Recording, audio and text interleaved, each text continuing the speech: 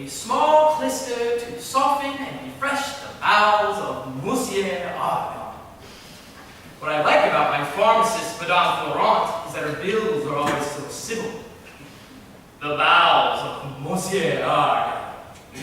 Still, it's not enough to be civil. You must also be reasonable and not plunder sick people. 30 sous for a clyster? This month I've taken 1, 2, 3, 4, 5, 6, 7, 8 mixtures, and 1, 2, 3, 4, 5, 6, 7, 8, 9, 10, 11, 12 clysters. And last month it was 12 mixtures and 20 clysters. Therefore, I am not astonished. I am not as well this month as last. Take it away. No one? Toinette! Toinette! Toinette! Okay, found it all! Toinette! You wretch!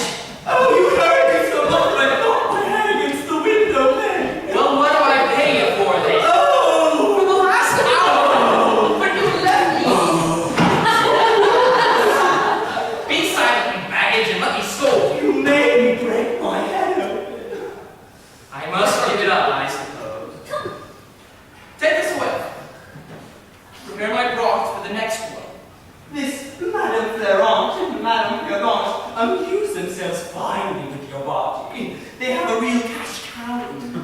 I would like for them to tell me what disease it is you actually have. It is not up to you to control the decrees of the faculty. Now go and get my daughter Angelique. I have something to tell her. Oh, here she is. We were on the board. She must have guessed your thoughts. I am quite ready to hear you, Papa. Wait 1 moment. Toinette, my walking stick. I'll be right back.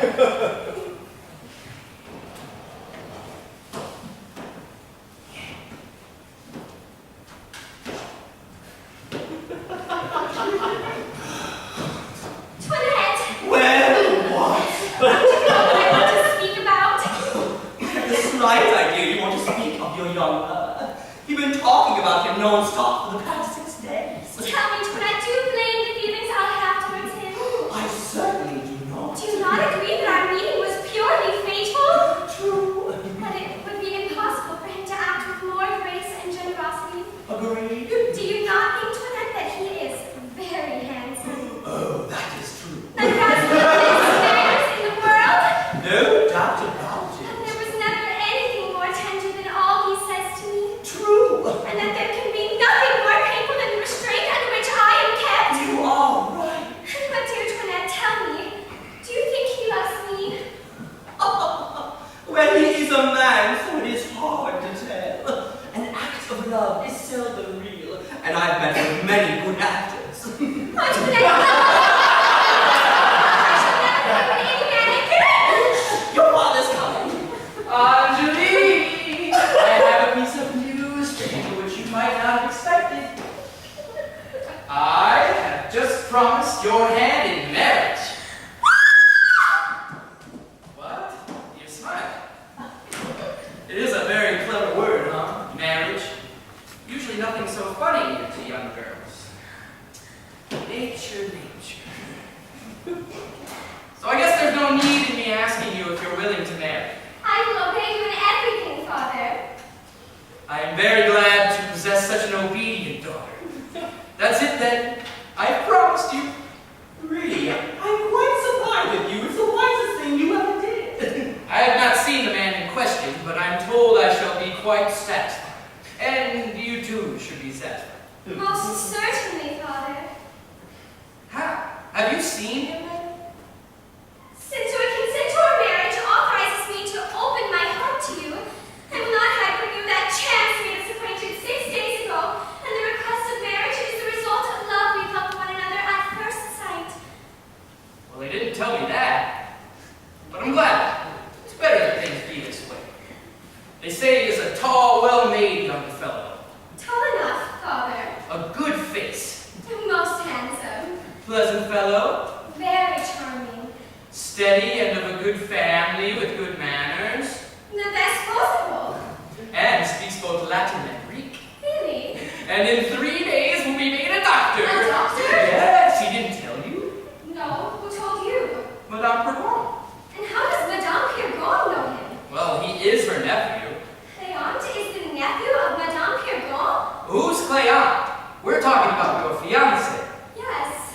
Well, he is a nephew of Madame Pergon named Thomas Diafaru.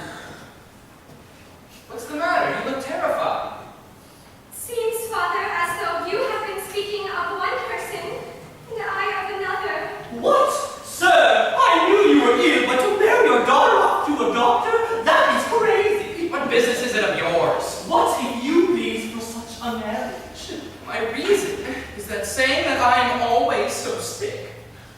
I wish to have a son-in-law who is a doctor. Do you really and truly believe you are ill? Believe that I am ill? You impudent hussy? Very well, sir. You are ill. Let us not quarrel about that. But your daughter is to marry for herself. And as she is not ill, what is the use of giving her a doctor? I need this doctor. It's for my sake, and a good daughter ought to be delighted to marry for the sake of her father's health. I'll give you a piece of advice as a friend. What is this advice? Not to go ahead with this marriage. And your reason? Your daughter will never consent to it. No, but I have need of this match. Besides, it's not as bad as you think. Monsieur Diafaru is a single hair, and besides, Madame Pergon has all she has in favor of this marriage, and she's worth 8,000 francs a year. Oh, what a lot of people she must have killed to become so rich. She is indeed wealthy. Very well, all the same. But I advise you, just between us, to choose another husband for her. She is not in the make of becoming a Madame Diafaru. Oh, but I will have it so. Nonsense, don't speak like that. People will think you are crazy. People can say what they want, but I tell you, she will do it. I'm pretty sure she won't. No, well, I will force her to do it then, or I'll shut her up in a convent. You will not shut her up in a convent. No, I will put my daughter in a convent if I wish. No, you won't, sir. And who's gonna stop? Why, you, sir. You will never have the heart to do it. A little tear or two. Oh, my darling, little tata will be enough to soften your heart. I know you quite well. You are naturally kind-hearted. I'm not kind-hearted. I'm ill-natured. Gently, sir. You forget you are ill. I command her to prepare herself for the husband that I have picked. And I am decidedly forbidden to do such thing. No, I will not consent to this marriage. The audacity! She will bear me sooner than you. Anjali, won't you stop this wench for me? Papa, don't make yourself ill. I command you to stop her, or I will refuse you my blessing. I am done for. It's enough to kill me. Ah, come near, my wife. What ails you, my poor dear? Come to my help.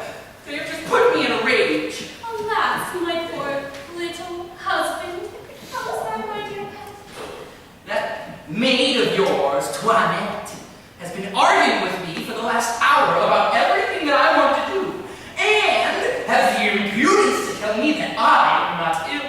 God forbid. You know my soul, just how sick I remain. Yes, my darling, she is wrong. And I told you ever so many times to send her away. Yes, my darling, I know, but you know how it is impossible to find good help these days. But the girl is skillful and honest, and you know we must be very careful when we take it to our house.